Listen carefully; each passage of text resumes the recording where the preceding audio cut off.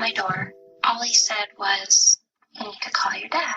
My dad started crying, and he told me that there had been a fire at my mom's house. The only people living in the house was my mom, Vicki, her boyfriend, Jon, and my little sister, Becky. We're still waiting for positive identification on 3 bodies found at a burned-down home in Pinyon Pines. We knew right away that everyone was dead. Maybe my mom fell asleep with a cigarette or a gas leak. But what happened was much, much worse. I learned that Becky was found in a wheelbarrow. Apparently she had been placed in this and set on fire. My baby sister was gone. Why bring her body towards the front of the house? We think it was to pose her, and they wanted to leave some kind of symbol, make it as personal as possible. Becky was placed in a wheelbarrow and lit on fire. When the crime scene was released, we went up there, myself and other family members, and that wheelbarrow was still there. There was still flesh in the wheelbarrow that had never been removed, and that I've never gotten over that. That I truly believe in my heart that the people that are involved in this homicide will actually hurt somebody again. Those people are in the community. They're living next to people that have no idea who they are or what they've done, and it's scary. I lost my daughter, and I know what it feels like, and I don't want anybody else to go through the same thing.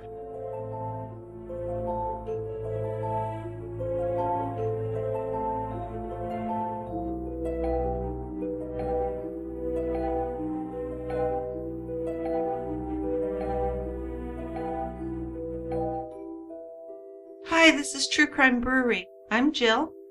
Hi there, this is Dick. Today's episode is Cruel Intentions, The Murders in Pinyon Pines. So, all that's left now of the Friedli family home in Pinyon Pines, California, is the foundation. It was burned to the ground on September 7th, 2006, leaving behind horror and immeasurable pain, along with the idyllic childhood memories of those who grew up there.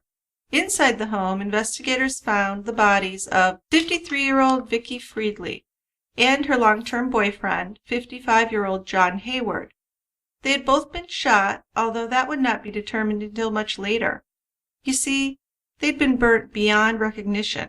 Outside, in a burning wheelbarrow, were the charred remains of Becky Friedli, an 18-year-old, high-spirited and intelligent young woman, with most of her life still ahead of her, until it was ended senselessly and cruelly. This terrible crime went unsolved for years, and the 2 suspects are currently awaiting trial. This, despite the fact that Becky's family and friends feel that they knew who committed these crimes back in 2006. Why has justice been so delayed, and what possible motive could have evoked such violence? This is what we'll be addressing on today's episode of True Crime Brewery. But first, let's read a couple of our 5-star reviews, pour our beer, and head on down to the quiet end. So, our 5-star reviews that I'm going to read today. First of all, I've got, I am a convert. So I like the sounds of that. This is by Debbie K01. I started listening months ago. At first I was underwhelmed, but I kept listening. Now, whenever a new episode pops up, a big smile spreads across my face. I listen immediately. It's like picking up a new book that you are dying to read. I love the fact that unlike so many other podcasts, they don't talk over each other.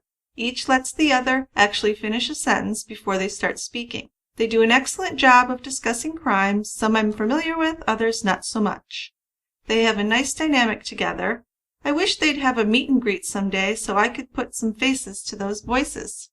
Well, that's very nice, isn't it? I thought it was a very nice review, so I'd just like to say welcome to the brewery, Debbie. Welcome, Debbie. I think I would agree that we were underwhelming to begin with, but we were feeling our way and trying to get our style going. I think we're starting to hit a stride here, and I think we're doing better.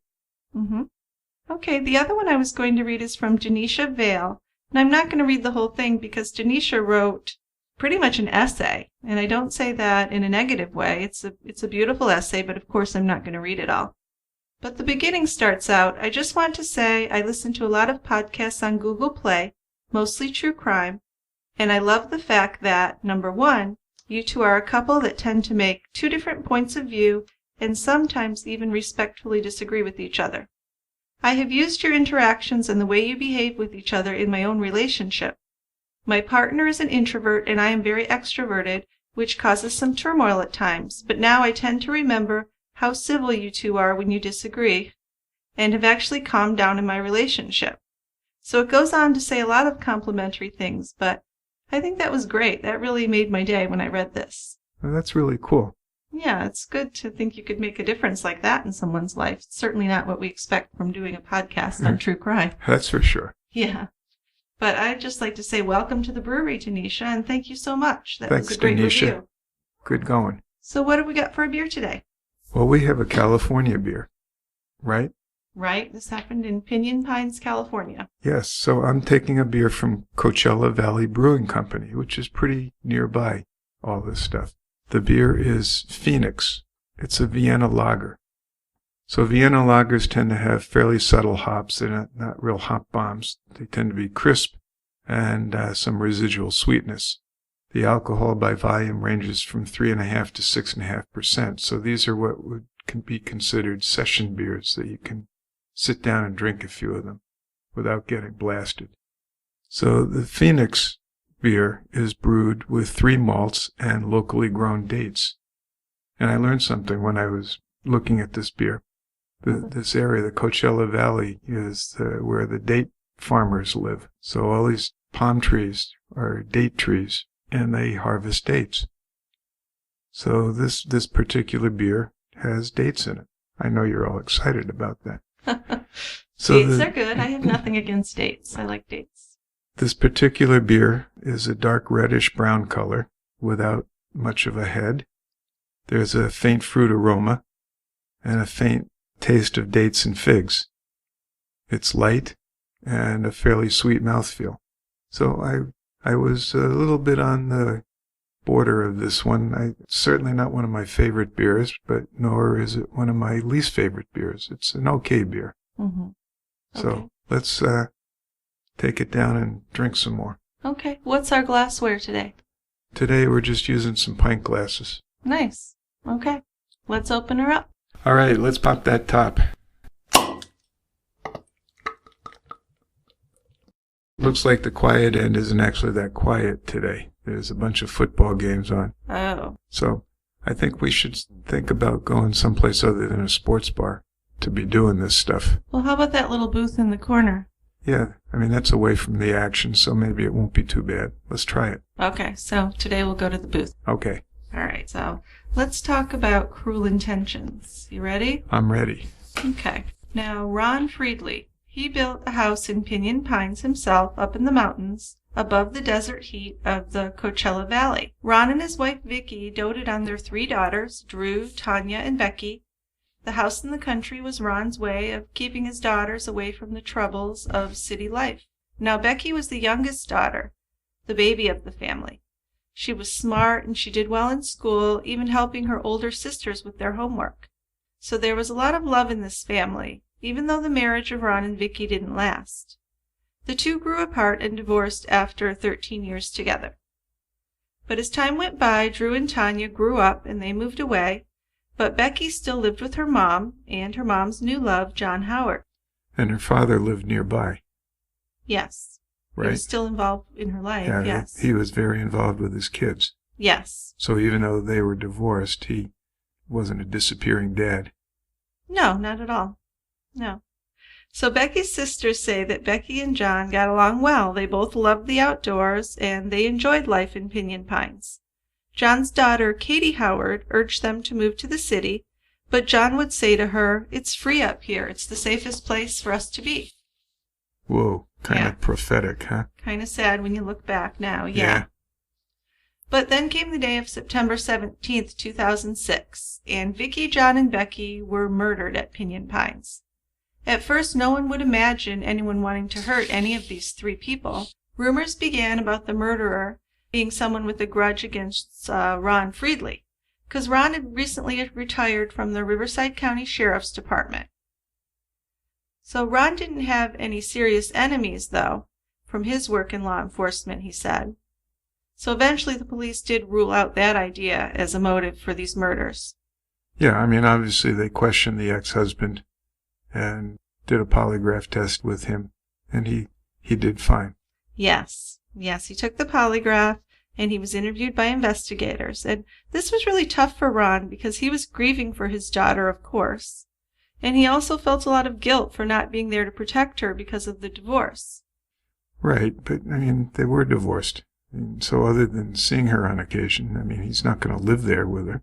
Sure, but parents always feel guilty. Well, yeah. You always want to protect your child no matter what. Absolutely. But of course he passed this polygraph without question. And he'd been 11 hours away at the time that it happened, up in his property in Northern California. So he felt guilty that he wasn't nearby, but also that ruled him out as a suspect because he wasn't anywhere nearby where he could have done anything. Nowhere nearby. And as you said, yeah, you're going to feel guilt that you weren't there for your child. Absolutely. But, who's going to predict what happens?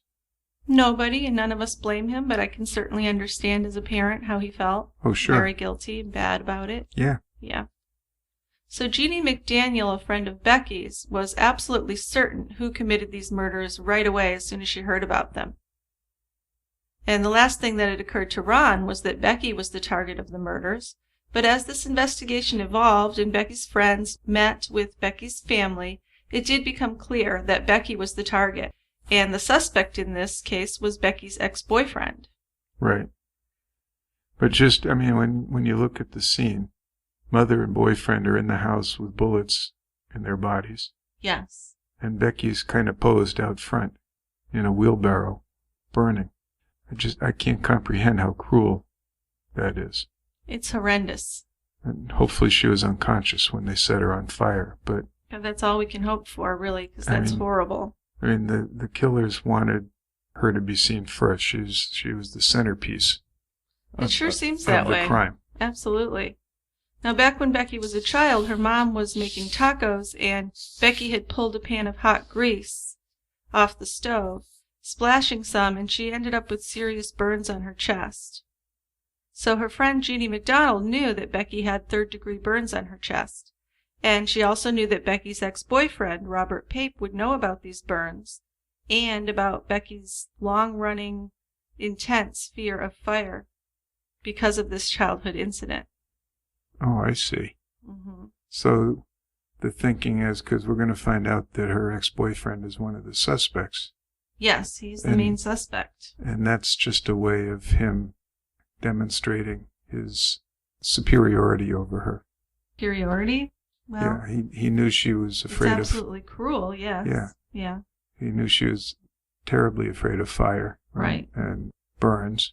So if he did this, he did the worst thing that could have been imaginable for her. Yeah. Which makes it exceptionally cruel. Oh, no question. Yeah. So Jeannie's mind went to having suspicions of Robert Pape, Becky's ex-boyfriend, right away. And in her mind, he was the only one who could have committed this crime. It's the only thing that made sense to her, the whole wheelbarrow thing, the fire. It just made sense that it was him. Yeah, I can see that. Yeah. So going back a little, Robert Pape was Becky's first love. They dated in high school. For over a year, the two were a couple, and Becky loved Robert. But according to her friends, Robert became very possessive of Becky, and that's when the relationship eventually soured. Now, Jeannie has said that when she and Becky took a girls' trip together, just 10 months before Becky was murdered, Robert had called Becky 20 to 30 times in one evening.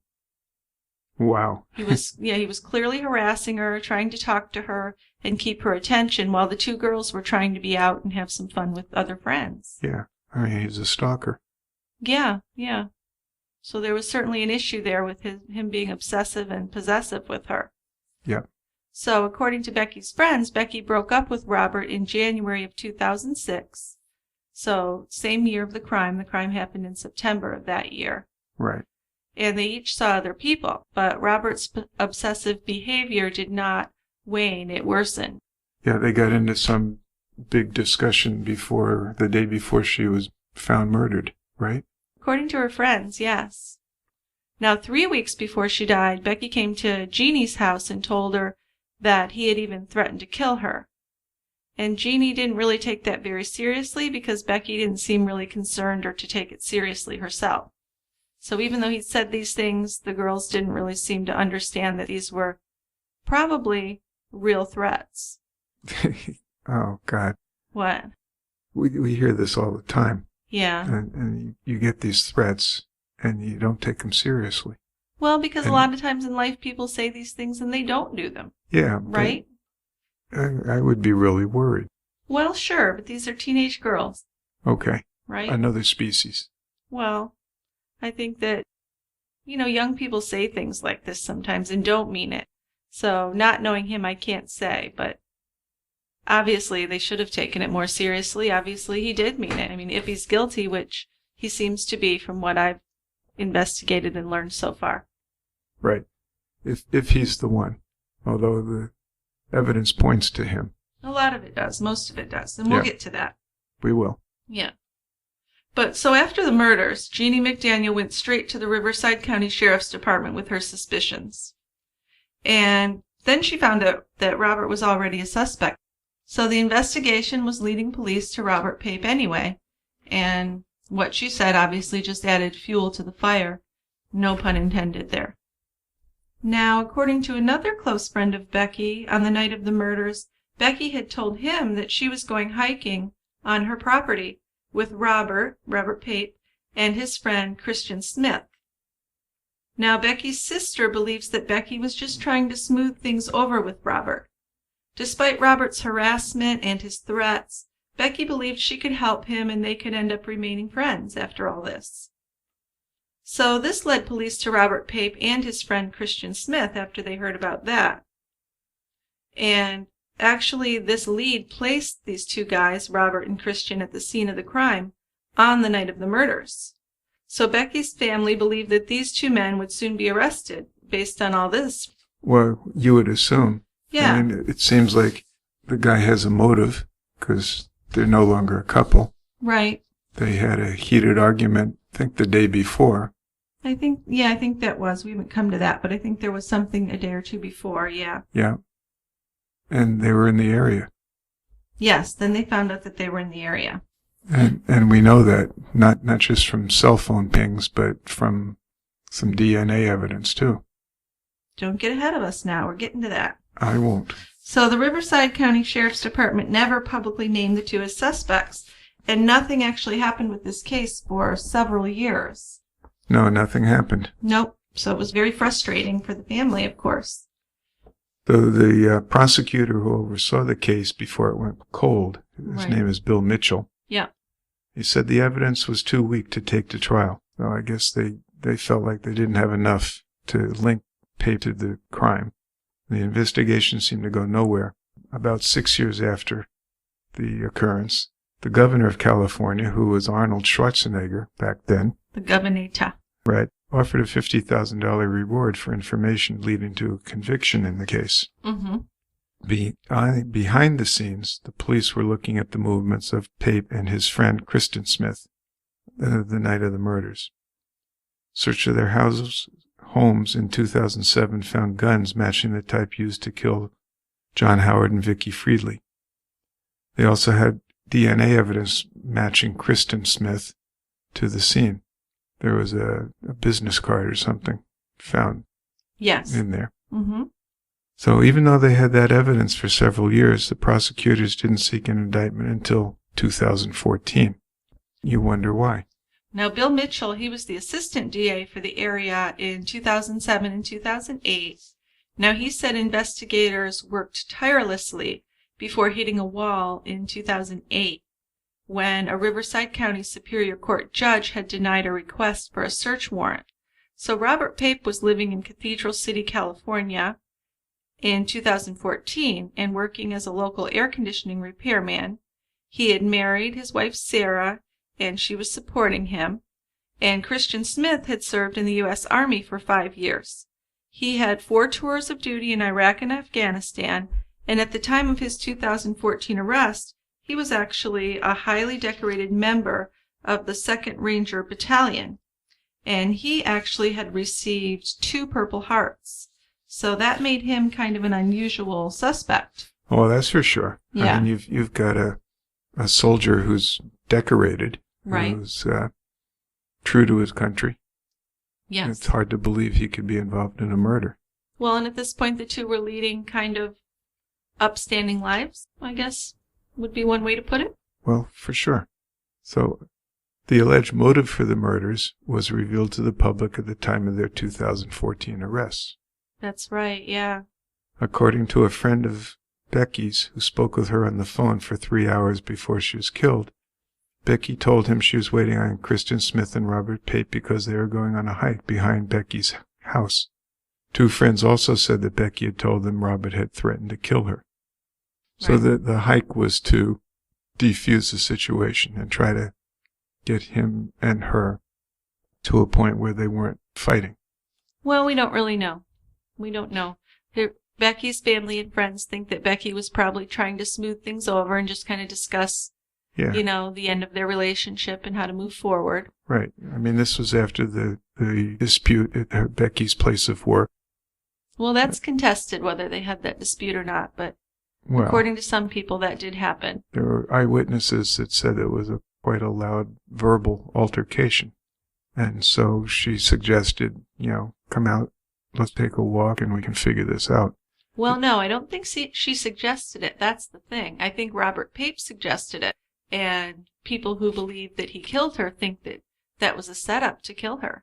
Oh, So I don't think she suggested it, but I think that she went along with it thinking that they were going to work things out. And, okay. Well, that puts a whole different thing on it for me. Yes. The other thing I couldn't understand is why Kristen Smith was there.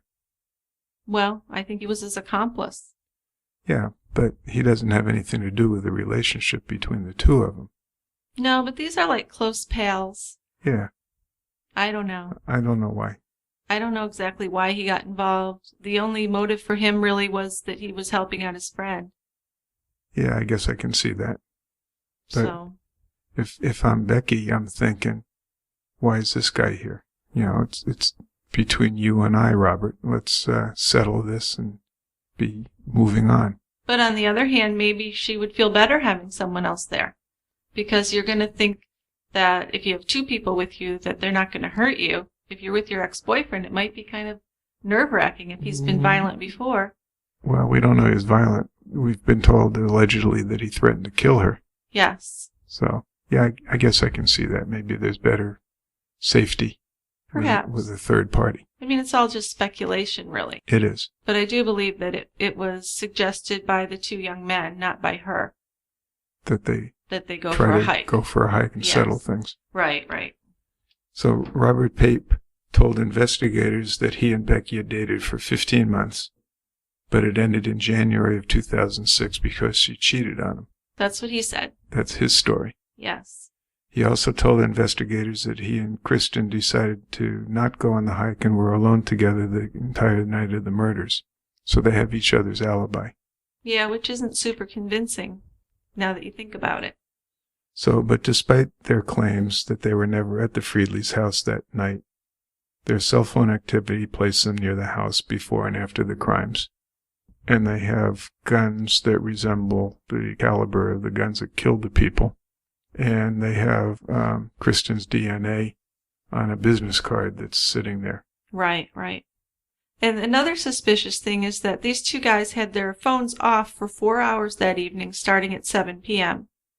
And police affidavits describe that as an unprecedented anomaly in their cellular activity records. So, thinking of most people, myself included, really, you don't turn your phone off. When does that ever happen, really? Very rarely. It never happens. I mean, it happens when you're trying to get some of the bugs out or something. Right, I mean, your right. phone's always on. Yeah. So it's very, very strange if you think about these 2 young men having their phones off that evening that she died. At the same hours. And then when the phone was on, they were going to her house and coming from her house. Right. It turns out. Yeah, they didn't think that through enough, did they? No, no. So another suspicious thing noted by investigators was this instant messaging conversation that Robert had with a girl a few months before the murders. So this girl was complaining to Robert in the messages about a relationship and a guy that was still bothering her. And Robert told her that if she knew where this guy lived, he could professionally burn his house down. And then she made some kind of comment like, "Oh yeah, you're a pyro, aren't you?" And he said, "Yeah, I've already gone through 5 books of matches," or something. I don't remember the exact quote. But it was very suggestive. It really didn't put things in his favor as far as I'm concerned. It made it look like he was a guy who would like to start a fire. No, it sure wouldn't. I mean, it sounds like he's an arsonist or Yeah. potential arsonist. And there were several people in their crowd, and the young people that hung out with them through high school that said that both of these guys really had a fascination with fire. There was one incident where Robert and Kristen started a mattress on fire, and Becky really got mad and didn't talk to Kristen for a few days because of this. Huh. So the fact that they may have been really interested in doing things with fire adds to the suspicions here for sure. Yeah, no, I mean, there's some more circumstantial stuff. Yeah. So the wheelbarrow that Becky was found in, it left a trail actually leading away from the home. There were 2 sets of footprints following the wheelbarrow. And near the wheelbarrow's starting point, investigators found the business card that had Kristen Smith's DNA on it. So that was a pretty good piece of evidence there. You hear all this stuff, and I know it's all circumstantial, but you would think it has a pretty good case. You would think so. I guess what Kristen Smith's lawyer said about the card was that he could have given that card to her. I mean, just because there was a card with his DNA doesn't really say that he was there, right? Because it could have been handed off. Well, I can see that, certainly, but what relationship did they have? They didn't. I mean, they had a third-party relationship through Robert. Right, right. So, I mean, it wasn't like he was out at her house or anything necessarily. No, but what if he gave the card to Robert, and Robert left there? But Robert's DNA wasn't on it, just his. Oh, good point. That's true. But does everyone who handled the card necessarily leave their DNA on it? Well, Probably. Sure. Yeah. Well, I guess the odds that it was his were something like 1. The odds that it wasn't him, am I saying this right, were 1 in 324,000? Yeah. Yeah. I mean, based on the way they could do DNA testing several years ago. Right. So now at this time they have more affirmative. Yeah. Affirmative it DNA makes it a much results. more likely thing. Right, right. Although I would think 1 in 300,000 is pretty small odds anyway. Sure, it is. Yeah. But it's not 100%. No? No.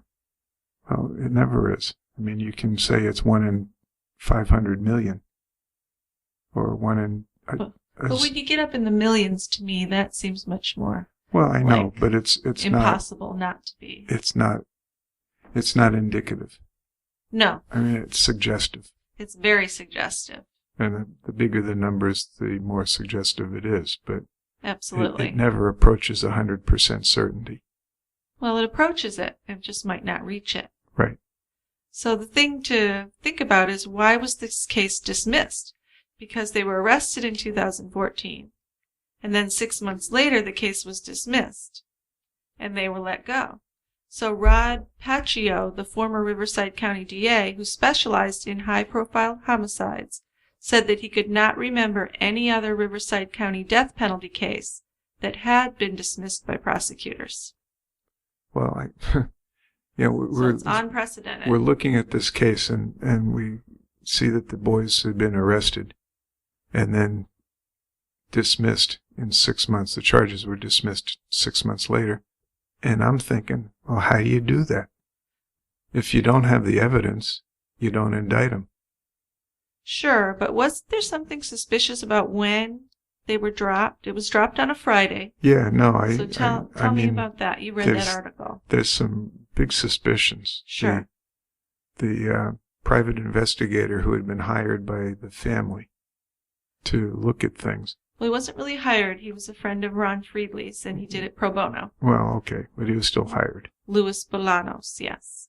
And his thinking is that the district attorney was in the midst of a highly contested re-election. And that's why he arrested them. And he arrested them because it would look good for him. But then defense was going to call him to testify before the grand jury. Yes, on that Monday. On that Monday. The Monday after that Friday that the case was dropped. Because they were going to talk to him about being pressured to arrest and to drop the case. Or he decided to drop the case. Well, we don't really know what they were going to talk to him about. You're guessing that. I'm guessing that. But we do know that the district attorney had been videotaped or filmed tearing up his opponent's signs. Okay, well, go back a little and explain that whole thing to me. What whole thing? The whole thing about the signs. So, like I said, he was in a tightly contested race for district attorney. Paul Zellerbach. So this is 2014. I'm just trying to make it clear. 2014, Paul Zellerbach. He's in a tight race. Right, to be reelected as DA. And he's going to have pictures shown of him pulling up his opponent's signs. Right. And who knows whether this plays a role in the whole thing or not. No, but a lot of people think it does, so it's worth mentioning for sure. So, I mean, he's going to be called to testify. Yes. And the thought is some of this stuff is going to come out. And suddenly the charges are dropped. It just sounds really hokey stuff. So they think that he actually arrested these guys to help himself get reelected. Right. And then figured that it was going to backfire on him. Okay, because they didn't have enough evidence. And he was going to be forced to show some damaging evidence against himself. Oh, so his going before the grand jury, you think that stuff would have come up and further embarrassed him? Right. I mean, my thinking from this whole timeline is that Zellerbach is thinking, this isn't good.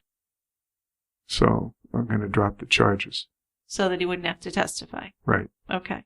And you think that the reason he had them arrested was because he wanted to look good? Boy, it sure seems like it took 7 years. They knew all this stuff virtually from day one. Sure. Of the crimes. Yeah. I mean, so why did it take so many years to come to the conclusion that we needed to arrest these two? Yeah. So I think I look at the timing and I'm thinking, okay, he's playing to the crowd. He wants to get reelected, which is a really shitty way of thinking. But anyway, so he indicts these two kids, two guys. And then several months later, when things are looking like they're not going to go well for him anyway, he drops the charges. I mean, it's just, I just don't understand it. I can't get my head wrapped around that. Yeah, because that just doesn't happen. It never happens, does it? No. Well, I shouldn't say never, but still. Yeah. I mean, they finally arrest these two, and it looks like they're going to go to trial, and boom, charges are dropped. Yeah. Now, Robert Mason, who did a video interview, he was a former homicide detective who is the president of the Riverside County Sheriff's Association. And in this interview, he said that the evidence in the case hadn't changed at all between 2008 and 2014. Of course it hadn't. Right. So he believed that Paul Zellerbach, the DA, filed the case as a political move in his campaign for re-election. So there's somebody with some experience and he knows people in this area. He knows what's going on here. That's what he believed. Now, in May of 2014, Alex Simpson, an adjunct professor at California Western School of Law in San Diego, he said that the evidence revealed in the grand jury transcripts showed that the two suspects may have committed the crime, but there was really nothing to directly link them to the murders that would have said that an arrest was in order at that point, I guess. So he's saying they probably never should have been arrested to begin with. Yes, that's what he was saying, because nothing had changed between 2008, when they were kind of at the height of finding out as much as they would find out, and then those years till 2014, nothing new had been found. Right. Right. And yet this other guy said there was evidence enough to indict. What other guy?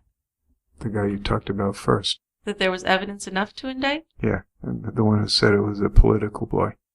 Oh, yeah, but he didn't think that there was evidence enough to indict. He just thought that Zellerbach thought it would make him look good to indict the two.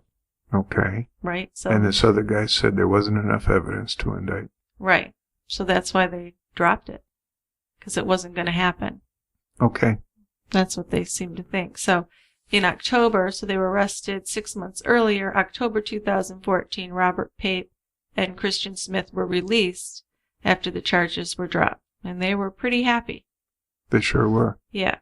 And at that point, the DA, Paul Zellerbach, he issued a statement calling the dismissals appropriate in light of the issues that arose during grand jury proceedings against Pape. Yeah, so what were the issues? I mean, this is the same guy who brought charges against him. And now he's saying, basically, we shouldn't have charged him. Well, no, he's saying that issues arose during the proceedings, which, you could take that to mean that he was going to have to testify. Yeah. That could be the issue. He's going to say the issues are, oops, something's going to happen to me. Right. And he also added that it wouldn't be appropriate to continue the criminal proceedings against Smith because of these issues with Pape. So I guess if you don't have the motive of Pape doing it because he's the ex-boyfriend, it doesn't make any sense to try and prosecute Smith. Well, I guess I could see that. Yeah. But I'm not sure why they didn't proceed with charges against Pape. Yeah. But we'll find out. So the funny thing about this taking down the signs is who was the one that witnessed the taking down of signs and filmed it? Well, this is very interesting. Yeah. What was his name? This guy's name is Garcia, and his son was a putative boyfriend of Becky. A boyfriend who, or it was a guy who wanted to be her boyfriend, but he wasn't. Well, that's what some people say. He was her friend, and some people have said that he was in love with her and wanted to be her boyfriend. He wanted to be her boyfriend. And so Javier Garcia Jr. was also in the area the night of the murders. Okay. Briefly.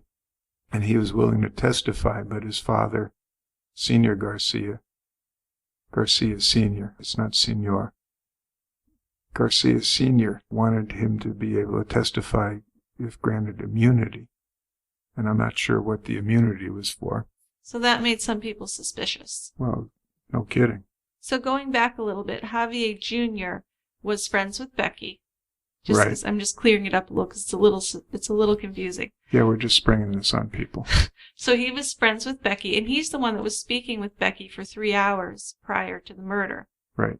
And he was good friends with her. Now, some people say he wanted to be more than that, but we don't know that. But we do know they were friends and they were talking on the phone. Right. And he was suggesting to her, according to him, yeah, that he would come out and go on the hike with her and the other two guys. Which might not have been a bad idea. As it turns out, looking back, probably not. He may have been being protective of her, which makes sense. She said they weren't going to do the hike and he didn't need to come out. She didn't say they weren't going to do the hike. No. If she'd said that, that would change everything, don't you think? Because she was planning on going on the hike. Well, she never told anyone she wasn't going on the hike. Somebody called the hike off. No. The guys say they called the hike off. Right. But we don't believe they did. If they killed her, nobody called the hike off. Well, they said they did. Well, sure they did, because they were accused of murder. Yeah. But if you're saying that Becky called the hike off, that would kind of clear up these guys from being the murderers, don't you think? Well, no, because they were in the area, and there's enough circumstantial evidence that puts them there. Yeah, but I guess from the way I'm looking at things, and I'll only say the way I'm looking because I can't speak for anything else, but the way I look at it is these guys, or Robert Pape anyway, spoke to Becky about going on this hike. So let's say that he was planning on hurting her. Just for the sake of argument here.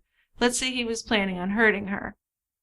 Okay. So he asked her on the hike and she agreed. Right? Right. So if she had canceled the hike, that might have made her safe from these killings. According to her friends, the hike was planned and Becky planned on going on the hike. Okay. So that's why I don't really want you saying that she canceled the hike. We have no evidence she canceled the hike. Well, somebody canceled the hike. Well, not necessarily. I think that the hike ended up being an attack and murders. Becky didn't tell Javier that she canceled the hike. She just told him that he didn't need to come and go on it with them. Okay. See what I'm saying? I guess, I just, looking at that, I thought she had told him that they weren't going to do it, so he didn't need to come out. No, I don't think so. Okay. And you could be right, but I don't think so. Either way. I think she was planning on going out on the hike. So my belief is that she went to go on a hike with them, and this is when the attack and the murders happened. Okay. That's my way of looking at it. It's a good way. Do you think so? Yeah. So anyway, back to what we were talking about was that she talked to this guy for 3 hours. He had started heading towards the house, saying that he would go on the walk with them. And I don't know if that was a protective move or what, because he ended up not testifying because his father, who worked for the sheriff's department, wouldn't let him testify unless he was offered immunity. Yeah. And we've talked about this. I mean, I'm thinking, why do you need immunity if you're innocent? And you're looking at it as the father's protecting his son. I could see it that way. And I guess we can both come to some middle ground there. Maybe. Well, I don't know. We'll see. Maybe. But still, it sounded suspicious to me. It sounded suspicious to lots of people, I think. Yeah. You know, I'll let my son talk to the grand jury if you give him immunity. Well, I'm thinking that he might have felt that his son was going to be looked at as a suspect. Well, sure. Because he was headed up to the house. Yeah. So if that's the case, maybe you wouldn't want him to testify unless he's offered immunity. Well, I can see that. I can see that, but yeah. I mean, he wasn't her boyfriend. No. And he ended up not being in the area at all at the time of the murders. Well, they did figure that out, yeah. So but I think he wasn't going to be a suspect. Right. So I don't know why the insistence on immunity came about, but anyway. I don't know. I think it could have just been a protective measure by his father. Yes, it could have been. I think if you work in law enforcement, you probably see that innocent people do get railroaded into that. And if you see that people are starting to think he wanted to be her boyfriend, he could have ended up in trouble there. And maybe you wouldn't want him to talk about it at all without a lawyer then, unless they're offering immunity. I guess so. It could work either way, I guess. Right. Also, this Javier Garcia Sr., maybe he didn't have a lot of trust for the sheriff's department, the DA, because he saw this guy taking the signs down. Maybe there was a lot of corruption there. Yeah. So, I mean, he's the one that videotaped or recorded the DA pulling up the signs. So that shows you right there he didn't have a lot of trust for the system there. No kidding. So if you think about that, it kind of makes sense. Yeah, it does. Yeah. But, yeah, I'm still not sure why he was insisting on immunity for his kid. Right. I know your point, and I see your point, that I can understand that you're protecting your child. Right. But, yeah, anyway. And he may have gotten him a lawyer, and the lawyer might have said that also. Right. But he didn't testify. He didn't testify. That's the bottom line. Right. So it was in January of 2015 that the new DA for Riverside County, Mike Hestron, took office. And right away he said he was beginning a re-examination of the case. Well, yeah, I mean, there's hardly any murders in that area. Mm-hmm. And this is something that's been going on for years and years. And I'm sure the community is divided about who could have been the perpetrator. And it's time to come to some kind of closure. Well, yeah, because they're probably thinking these murderers are still out there. Right. And if the case isn't solved, that's putting the whole community at risk. There's people out there that did this. And, right. And they haven't been charged with the crime. So that would make the whole community feel unsafe. Oh, yeah. Yeah. I can understand that. So he's made it his campaign promise, and he's elected, and he's going to find who did it. And he seems like a go-getter from the interviews I've seen with him. He went right in there and said he was re-examining it, and then it was in June 2016 that Robert Pape and Kristen Smith were rearrested for the murders of Jon Hayward, Vicki Friedli, and Becky Friedli. So do they have new evidence, or do they have a confession or something, or what do they have? Why did they rearrest them? Well, this is the big question, and it's hard to find out much about this at this point because it certainly is. It's pretty new. I mean, they were only arrested at the beginning of the summer, But according to court documents, the charges are based on a new informant, better cell phone tracking, and the advancement of the DNA tests. Okay. Right. So who's the new informant that we have? We're having conjectures here. Yeah, my conjectures would be that it's either Pape's ex-wife, because Robert Pape's wife, Sarah, and he are divorced now. Yeah. And there was some talk about when he was in jail in 2014, there were recorded phone calls of him calling her and asking her to hide firearms. Right. In the home. One of which was a similar caliber, the same caliber as the murder weapon. Here's one of the murder weapons. Right, and at that point they couldn't say for sure it was the gun. I guess, I'm going to guess here because I'm not sure. I'm thinking it's because the bullets were so damaged in the fire they couldn't. You know how they can usually tell from the little gouges and stuff on the bullet if it went to a certain gun? Yes. I'm thinking with the fire they weren't able to tell that for sure. I think all they could tell was the caliber. Yeah, so they knew it was the same type of gun. Right. Yeah. And we have evidence that he asked his ex-wife to ditch the guns. Yes. So that doesn't look good. And now they're divorced. So that's what leads me to think that maybe she's the new informant. She could be a new informant. She could be. And it's referred to as a citizen informant. Okay. So I guess that's not a... So it means it's not a jailhouse snitch or anything. Yeah, and it's not someone that's working for the police. Right? Yeah. So yeah, could be his ex-wife. Yeah. So on June 21st was the initial arraignment, and it was postponed because Pape had lawyer issues, according to Smith's attorney. And I think what happened at that point was that Pape's private attorney was leaving the case, and Pape was getting an appointed attorney from the state. Yeah. And why was he leaving the case? Was it because Pape couldn't pay him or what? We don't know. I would guess that might be it. Yeah. Yeah, that would make sense if he's getting a court-appointed attorney and the other one's leaving, that maybe it was just getting too expensive. Could be. Or maybe the attorney figured that he was guilty and he didn't want to have anything to do with it. Well, if you're a defense attorney, though, I think you have to put up with that stuff. Yeah, you live for that stuff, don't you? I think you really have to accept it. You have to defend guilty people. That's your job. Right. And some of your clients are guilty. Absolutely. Yeah, so... I would go with couldn't afford the attorney. And he went with a court-appointed attorney. I think that's our best guess at this point without knowing more. Because he didn't have a lot of money, right? He was... basically a blue-collar worker. Yeah, I think so. He was a refrigerator repairman when he was... So he doesn't have thousands of dollars lying around that he can hire an attorney with. No, most of us don't. I mean, that's a lot of money. Yeah. So Pape's attorney had removed himself, and when he was awaiting the court-appointed attorney, Smith had this attorney, John Patrick Dolan. Seemed like a pretty...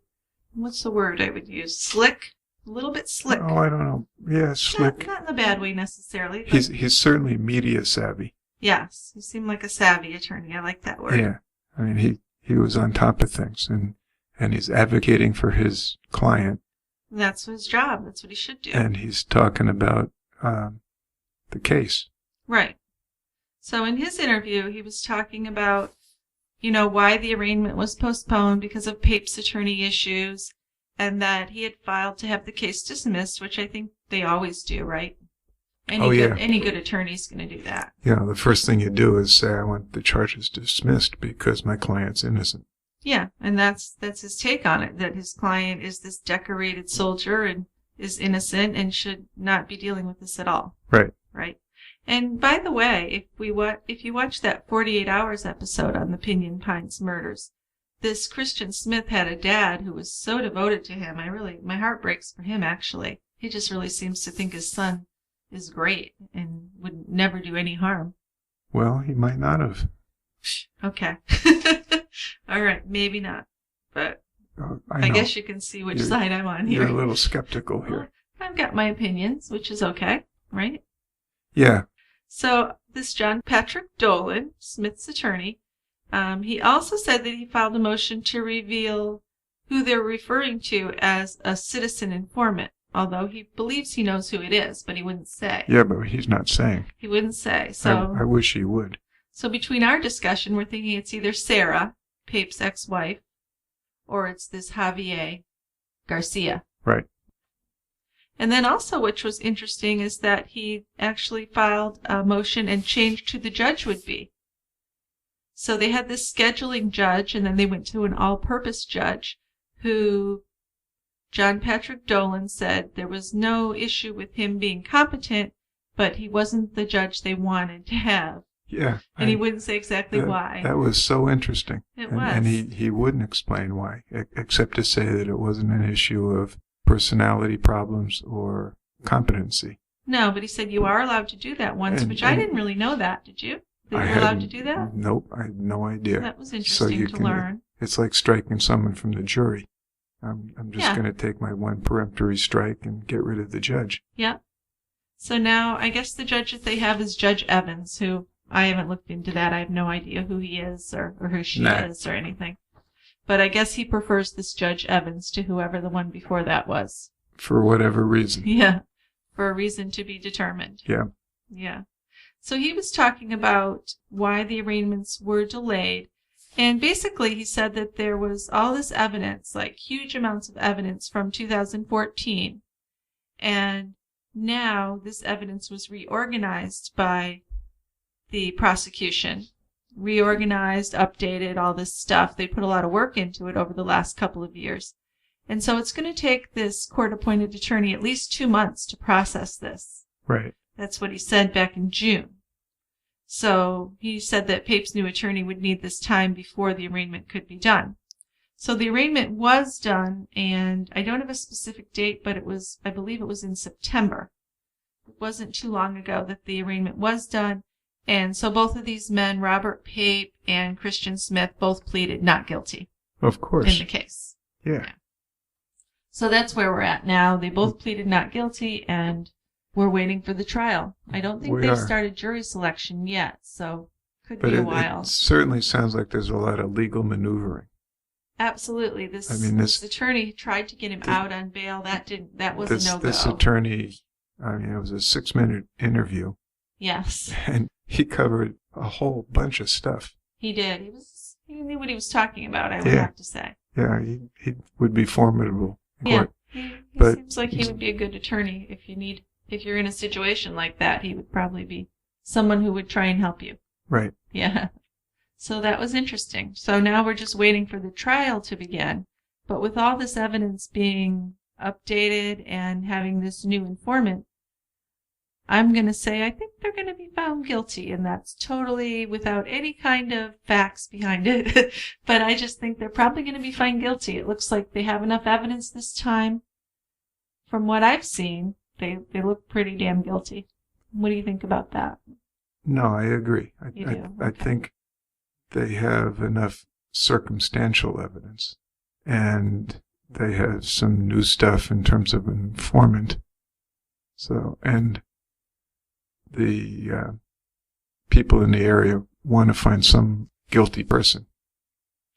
Well, sure, of course they do. So I think they're going to go. Well, and the family and friends of the Friedlis and the Howard families definitely think that these guys are the ones that did it. Right. Which doesn't necessarily mean that they're actually the ones that did it. No, it doesn't. But I think they're going to be found guilty. I do too. But that's why they have their day in court. Now, an interesting thing is that Pape could get the death penalty, but Smith can only get life in prison because he was only 17. He was a minor when the crimes happened. Which brings me back to this whole idea of being tried as an adult. Now, he's 17, so even if you're tried as an adult and you're under 18, you can't get the death penalty? I don't have enough legalese to be able to answer that question. Okay. Yeah. I mean, we've talked about is it case by case or is it by age or what? So. But I think it seemed to me what they were saying from what I read was that because he was a minor, he was not eligible for the death penalty, regardless of the crimes or whether he was guilty. But he might have been maybe not an active participant. Psh. Well, how's that? How would that happen? I mean, he was with his friend Pape, who committed the crimes, and he was just a bystander. So he's still, by the rules of felony murder, Well, he's still guilty. we're going to talk about that somewhere down the road. Right. But, so I don't know. Yeah. It's a horrible crime, though. I mean, just one of the worst. What a beautiful young woman, and it's just horrible what they did to these people. The horror is the method of killing her. I just can't grasp. No, if she was burned alive, that's just the worst fucking thing I've ever heard. I hope she was unconscious. I can only hope she was dead before they burned her. Or dead. I mean, But they didn't find a bullet. They don't believe she was shot, as far as I know. I guess she wasn't shot, but still. I mean, they dumped her in a wheelbarrow and lit her on fire. Yeah. That's just horrific. Yeah. So whoever did it, I hope they find out. Well, there was a witness in the jail who said that Christian Smith told him, he was kind of bragging and going on about how things got so out of control at the crime that they had to burn everything, quote, down to the ground, end of quote. Well, yeah. I mean, that's the house with the adults in it. The sister or the child. Well, I mean, she may have been in the house when it happened. We don't know how it happened. We don't know the order. If they killed Becky and then they went and got the parents, we have no idea how it happened. No, we don't. Maybe some of that will come out in court, but we probably will never know unless one of them gets a conscience and confesses. Yeah. But that doesn't look like it's going to happen. No, nobody's ratted out on the other one yet. No. So that doesn't look likely to happen. Nope. No. Anything else to say about this? Well, I hope they get a conviction. So that the lot is just standing there. I guess they're never going to rebuild there because everyone who lived there is gone, and Ron Friedli says he can't even look at the place at this point. Oh, can you imagine? The poor guy, yeah. It's just horrible. Horrible. So I guess that's all we can say about it for now, until we find out more when it goes to court. We'll come to a denouement. Yes. Just so everybody knows, there are a few ways to support True Crime Brewery. If you go to our website, www.tygrabber.com, you can click on Team Tygrabber Perks, and there are 3 levels of support, starting at only $2 a month. For your support, you'll receive a little perk from the brewery, and as time goes on, there will be special materials just for members, special episodes and things like that, which it's a big project, so we're working on that at this point. But if you want a free and easy way to offer our support, you can go to tygrabber.com/Amazon and do your Amazon shopping. And we'll get a little bit of a kickback from Amazon without you spending anything extra. Just shop and buy what you would normally buy, and you can support us just by taking that little extra step of typing in our address. See how easy that is? Yeah, you can also go to our website and click on some links. We have an Amazon gift card link you can click on and buy some Amazon gift cards to give us a little bit of support. There is also the Audible, Amazon Audible. You can try that out for a month. You can get a free trial of Showtime Anytime for a month, clicking on that link on our On True Crime movie portion of our website. And that way you can watch Showtime free for a month. So that's pretty cool. Especially now you've got the new season of The Affair coming out. And you can watch all the previous episodes of Ray Donovan, Shameless, all the great Showtime shows. Masters of Sex. Masters of Sex, that's right. So, not to sell out for too long, but these are great ways to help us out, support the podcast. The more you support the podcast, the more time we can put into it, and the more and the better material we can offer. So thanks a lot for listening to this episode of True Crime Brewery. The podcast is available on iTunes, Stitcher, Google Play, or you can always just listen to it from our website, tygrabber.com. If you like the podcast, please follow us on Twitter at tygrabberpods. We're also on Instagram, Tygrabber Podcasts, where you can get updates on upcoming episodes, also on the latest beers that Dick's drinking and reviewing. Also, you might see some cute pictures of our dogs there. Dick likes to pose our dogs with his beers, and it makes for some great pictures. Well, they're very photogenic. Yes, they are. They're great-looking dogs. They are. We also have a Facebook page, which I like to update it 2 or 3 times a week. I update that so that you know what's coming up, and I might throw a dog on there once in a while if it's a really cute picture. You can give us a like on Facebook at facebook.com/tiegrabberpodcasts or tiegrabber.com/Facebook. We still love to get 5-star reviews, and you can leave us a 5-star review on iTunes at tiegrabber.com/rate us on iTunes. Also, if you're not on iTunes and you want to give us a review, just send it in to us on the contact page on our website, tiegrabber.com. And another thing we're really trying to encourage is to leave voicemails on our website. Now, we've only gotten the one, and it was a good one. And we played that one. We did play it. So if you want to be famous, send us a voicemail. Sure. So if you go to our website and on the right-handed side it says send voicemail. So all you have to do is click on that either on your phone or on your computer, and you can say what you think. You know, hey, Jill and Dick, why don't you do this more, or why don't you do this less, or I like your podcast, but I sure wish you'd stop doing that, or I sure wish that you'd do this more. And we'd love to hear your comments, and we will happily play it because we really want to get the voices of our listeners onto the podcast, not just our voices all the time, right? Absolutely. We want to get more input and make this more of a group affair. Something with some more, a community. We could be more interactive. Yes, right? We definitely want to be more interactive. And, you know, just to let you know, Dick's got some great ideas for contests using the voicemail. So you might want to practice now and send us a couple voicemails because we're going to have some cool stuff coming up around the holidays. Right. Right. So thanks a lot for listening again and supporting Tie Grabber and True Crime Brewery.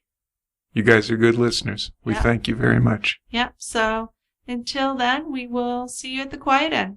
Go grab a beer, guys and girls. Bye-bye. Bye.